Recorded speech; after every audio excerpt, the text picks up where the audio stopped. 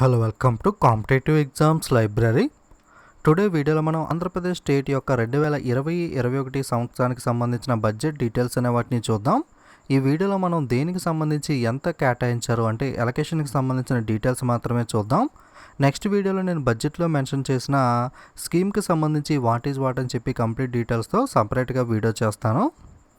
మొట్టమొదటిగా మనకి రాష్ట్ర ఆర్థిక శాఖ మంత్రి అయిన బుగ్గన రాజేంద్రనాథ్ రెడ్డి గారు మనకి బడ్జెట్ని ప్రవేశపెడతాం జరిగింది. ఈ బడ్జెట్ అంచనా వచ్చి 2,24,789.18 కోట్ల రూపాయలు. రెవెన్యూ వ్యయం చూసినట్లయితే 1,80,392.65 కోట్లుగా అంచనా ఉంది.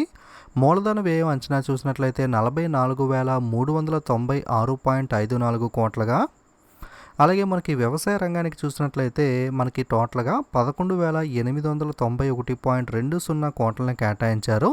ఇందులో సబ్ కేటగిరీస్ చూసినట్లయితే వైఎస్ఆర్ రైతు భరోసాకు సంబంధించి 3,615.60 కోట్ల రూపాయలని, అలాగే ప్రైస్ స్టెబిలైజేషన్కి సంబంధించి ధరల స్థిరీకరణ నిధికి సంబంధించి 3,000 కోట్ల రూపాయలని, వడ్డీ లేని రుణాల కోసం 1,100 కోట్ల రూపాయలని, అలాగే వైఎస్ఆర్ పిఎం ఫసల్ బీమా యోజనకు సంబంధించి అంటే మనకి ఇది స్టేట్ గవర్నమెంట్ అలాగే సెంట్రల్ రెండు కూడా మిక్స్ అయి ఉంటాయి.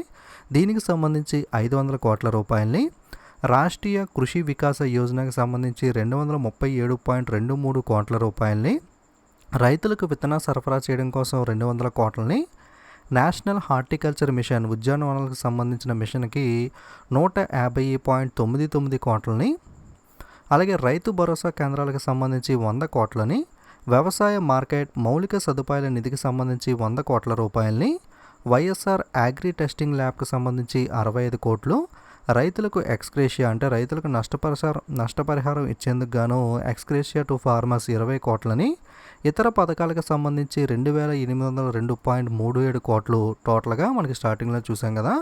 11,891.20 కోట్ల మనకి ఈ అగ్రికల్చర్కి సంబంధించి కేటాయించడం జరిగింది. నెక్స్ట్ ఎడ్యుకేషన్ విద్యకి సంబంధించి టోటల్గా 22,604.01 కోట్లను కేటాయించారు. ఇందులో సబ్ కేటగిరీస్ మనకి టీచింగ్ గ్రాంట్స్ అంటే బోధనా నిధులకు సంబంధించి 13,124.37 కోట్లని, నాడు నీడు ప్రోగ్రామ్కి సంబంధించి 3,000 కోట్ల రూపాయలని, మనకి విద్యకు సంబంధించి నాడు నీడుకు 3,000 గుర్తుపెట్టుకోండి. అలాగే సమగ్ర శిక్షకు సంబంధించి 1,937.02 కోట్లు, జగనన్న గోరుముద్దు పథకానికి సంబంధించి 974.86 కోట్లు, జగనన్న విద్యా కానుక సంబంధించి 500, ప్రభుత్వ జూనియర్ కళాశాలకు సంబంధించి 493.84 ఇవన్నీ కూడా కోట్లే, నేను మెన్షన్ చేయకపోయినా చూసుకోండి. రాష్ట్రీయ మాధ్యమిక శిక్ష అభియానికి సంబంధించి 242.50 కోట్ల రూపాయలను కేటాయించడం జరిగింది. అలాగే ప్రభుత్వ పాఠశాలలో ఇంగ్లీష్ మీడియానికి సంబంధించి 55.15 కోట్ల రూపాయలని, ప్రతిభా స్కాలర్షిప్లకు సంబంధించి 10.54 కోట్ల రూపాయలని, ప్రభుత్వ పాఠశాలలు మరియు నివాస స్థలానికి సంబంధించి 1,633.65 కోట్లు, ఇతర పథకాలకు సంబంధించి 632.09 కోట్లు కేటాయించారు. సో టోటల్గా ఎడ్యుకేషన్ విద్యారంగానికి సంబంధించి 22,604.01 కోట్లను కేటాయించడం జరిగింది. నెక్స్ట్ ఆరోగ్య రంగం చూసుకున్నట్లయితే హెల్త్ సెక్టార్కి 11,419.48 కోట్లను కేటాయించారు.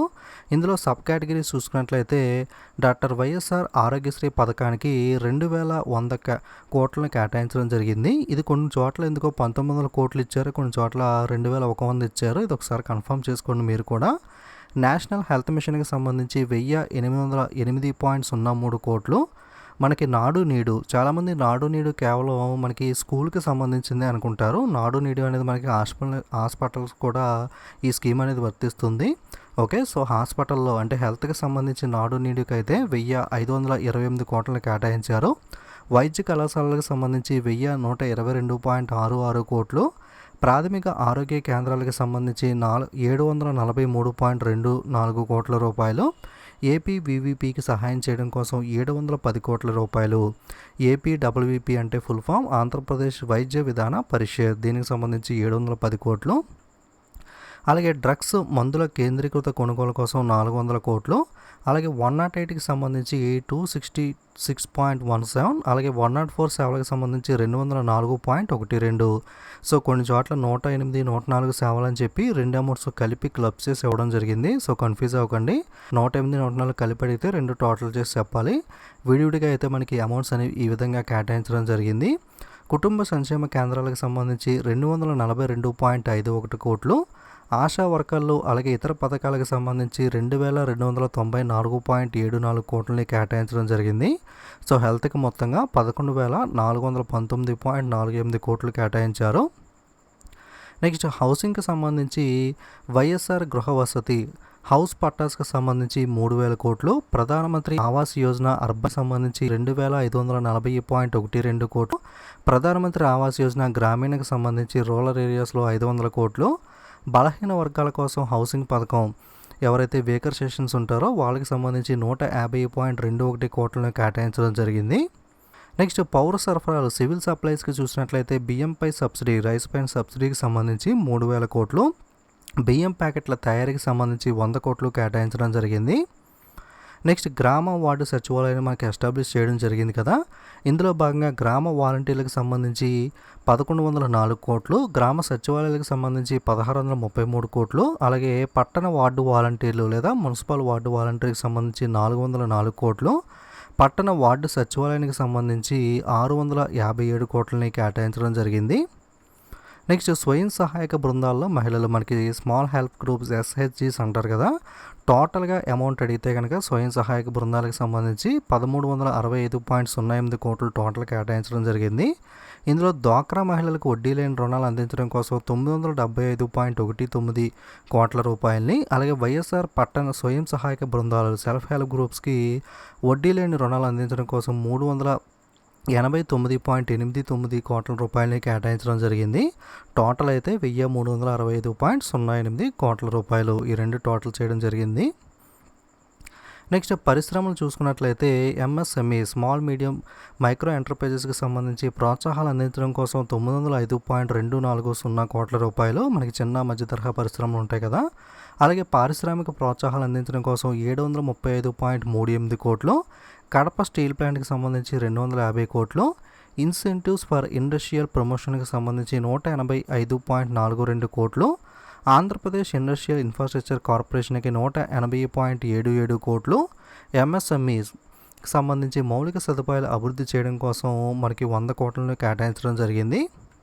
నెక్స్ట్ మౌలిక సదుపాయాలు మరియు అభివృద్ధికి సంబంధించి ప్రత్యేక అభివృద్ధి ప్యాకేజ్ కింద 175 కోట్లు, కొత్త రాజధాని నగరానికి అవసరమైన మౌలిక సదుపాయాల కల్పన కోసం 500 కోట్లు, ముఖ్యమంత్రి అభివృద్ధి నిధికి 100 కోట్లు, మనకి MGNREGA ఉంది కదా, Mahatma Gandhi national rural employment guarantee add scheme, మనకి మహాత్మా గాంధీ జాతీయ ఉపాధి హామీ చట్టం కింద కన్వర్జెన్స్ పథకాల కింద 200 కోట్లు, ప్రధానమంత్రి గ్రామీణ సడక్ యోజన PMGSY కింద పంచాయతీరాజుల నిర్మాణం కోసం 839.19 కోట్ల రూపాయలని, పంచాయతీరాజ్ రోడ్లకు సంబంధించి 360 కోట్లని, అలాగే కొత్త రైళ్ల నిర్మాణం కోసం రైల్వేతో ఖర్చును పంచుకోవడం అంటే 50-50గా 50% ఖర్చును మనకి రైల్వేస్ లైన్స్ కోసం 150 కోట్లని కేటాయించడం జరిగింది.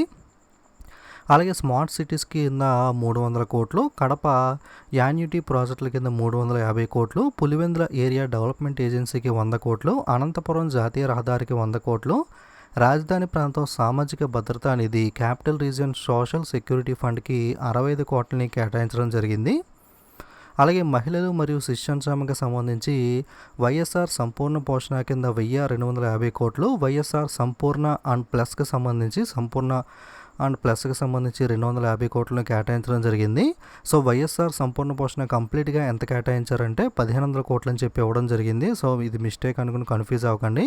విడివిడిగా చూస్తే సంపూర్ణ పోషణకి 1,250, సంపూర్ణ అండ్ ప్లస్కి సంబంధించి 250 సబ్ కేటగిరీగా డివైడ్ చేశారు. టోటల్గా వైఎస్ఆర్ సంపూర్ణ పోషణకి ఎంత అంటే 1,500. ఈ విధంగా విడివిడిగా అడిగితే కనుక 1,250, 250 మీకు కేటాయించడం జరిగింది. అలాగే దిశకి సంబంధించి 50 కోట్లను కేటాయించారు. నెక్స్ట్ ఇతర పథకాలు ఏవైతే ఉన్నాయో వైఎస్ఆర్ బీమాకి 1,250 కోట్లు, లాయ్ కోసం సంక్షేమ ట్రస్ట్కి 100 కోట్లు, ఆంధ్రప్రదేశ్ డిజిటల్ కార్పొరేషన్ లిమిటెడ్కి 100 కోట్లు, భూములను రీసర్వే చేయడం కోసం 100 కోట్లను మనకి కేటాయించడం జరిగింది. నెక్స్ట్ అలాగే మనకి ఇంపార్టెంట్ స్కీమ్స్ ఏవైతే ఉన్నాయో నవరత్నాలు కానీ అలా రిలేటెడ్ స్కీమ్స్లో కొన్ని ఇంపార్టెంట్ స్కీమ్స్ చూసినట్లయితే వైఎస్ఆర్ పెన్షన్ కానుక ఉంది కదా, దీనికి 16,000 కోట్ల రూపాయలు మనకి కేటాయించడం జరిగింది. అలాగే వైఎస్ఆర్ ఆసరా కింద 6,300 కోట్లని, అమ్మఒడి పథకం కింద 6,000 కోట్లని, జగనన్న విద్యా దీవెన ఆర్టీఎఫ్ కింద 3,009 కోట్లు, జగనన్న వసతి దీవెన కింద అయితే 2,000 కోట్లని కేటాయించడం జరిగింది. సో రెండు కలిపి మిక్స్ చేసి 5,009 కోట్లు అని చెప్పి కొన్ని చోట్ల ఇచ్చారు. సో కన్ఫ్యూజ్ అవ్వకండి. విద్యా దీవెన మనకి ట్యూషన్ ఫీజు అలాగే మెస్ ఛార్జెస్ సపరేట్గా ఉంటాయి కదా, వీటికి సంబంధించి అలొకేషన్స్ అనేవి ఈ విధంగా ఇవ్వడం జరిగింది. అలాగే వైఎస్ఆర్ చేయూతకి 3,000 కోట్లు, వైఎస్ఆర్ కాపు నేస్తానికి 350 కోట్లు, వైఎస్ఆర్ వాహనమిత్రకి 275.52 కోట్లు, వైఎస్ఆర్ జగనన్న చేదోడికి 247.04 కోట్లు, వైఎస్ఆర్ నేతన్న నేస్తానికి 200 కోట్లు, వైఎస్ఆర్ మత్స్యకార భరోసాకి 109.75 కోట్లు, జగనన్న తోడుకి సంబంధించి 100 కోట్లు, అలాగే వైఎస్ఆర్ లా నేస్తానికి సంబంధించి 12.75 కోట్లని కేటాయించడం జరిగింది.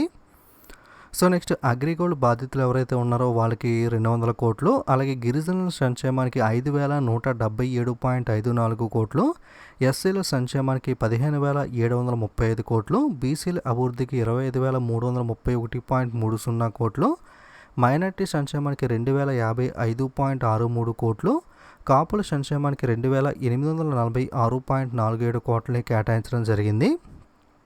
నెక్స్ట్ మనకి ఓవరాల్గా చూసుకున్నట్లయితే విద్యుత్ రంగానికి 6,984.72 కోట్లు, ఆర్థిక రంగానికి 50,700.03 కోట్లు, పౌర సరఫరాలకి 3,520.85 కోట్లు, ప్రాథమిక ఉన్నత విద్యకు 22,604.01 కోట్లను కేటాయించడం జరిగింది సెక్టార్ వైజ్గా. నెక్స్ట్ ఆంధ్రప్రదేశ్ వ్యవసాయ బడ్జెట్ చూసినట్లయితే మనకి మంత్రి కన్నబాబు శాసనసభలో మంగళవారం సాయంత్రం మనకి ప్రవేశపెడతం జరిగింది. ఈ వ్యవసాయ అనుబంధ రంగాలకి టోటల్గా చూసుకున్నట్లయితే 29,159.97 కోట్ల బడ్జెట్ అనేది ప్రపోజ్ చేశారు. ఇందులో పశువర్ధక శాఖకు సంబంధించి 980.48 కోట్లు, మత్స్య అభివృద్ధికి 299.63 కోట్లు, ఉద్యానవన అభివృద్ధికి 653.02 కోట్లు, పట్టు పరిశ్రమల అభివృద్ధికి 92.18 కోట్లు, సహకార శాఖకు 248.38 కోట్లు, ఎన్జీ రంగా యూనివర్సిటీకి 402 కోట్లు, వైఎస్ఆర్ ఉద్యాన యూనివర్సిటీకి 88.60 కోట్లు, వెంకటేశ్వర పశు వైద్యశాలకు 122.73 కోట్లను కేటాయించడం జరిగింది. సో ఇది మనకి ఇంపార్టెంట్ అలొకేషన్స్ అనేవి చూసినట్లయితే. సో మనకి నెక్స్ట్ వీడియోలో ప్రతి స్కీమ్ గురించి మనం మాట్లాడుకున్నాం కదా, ఈ బడ్జెట్లో మెన్షన్ చేసిన స్కీమ్కి అసలు ఏంటి, ఆ స్కీమ్ దేనికి సంబంధించింది, ఇలా డీటెయిల్ డిస్కషన్ అనేది మనం సపరేట్గా వీడియో అప్లోడ్ చేస్తాను, ఆ వీడియోలో చూద్దాం. సో నెక్స్ట్ అప్లోడ్ చేసే వీడియో మిస్ అవ్వకుండా ఉండాలి అనుకుంటే తప్పకుండా ఛానల్ని సబ్స్క్రైబ్ చేసుకుని పక్కన ఉన్న బెల్ ఐకాన్ మీద క్లిక్ చేయండి. మీరు బెల్ ఐకాన్ మీద క్లిక్ చేసి ఆల్ నోటిఫికేషన్ అని క్లిక్ చేసి ఆప్షన్ పెట్టినట్లయితే నేను వీడియో అప్లోడ్ చేసినప్పుడు మీకు నోటిఫికేషన్ మిస్ అవ్వకుండా వస్తుంది. అలాగే టెలిగ్రామ్ ఛానల్ లింక్ కూడా డిస్క్రిప్షన్లో ఇస్తాను, టెలిగ్రామ్ కూడా ఫాలో అవ్వండి. అలాగే వీడియోస్ అనేవి నచ్చితే తప్పకుండా లైక్, కామెంట్, షేర్ చేయడం అయితే మర్చిపోకండి. Okay, thank you.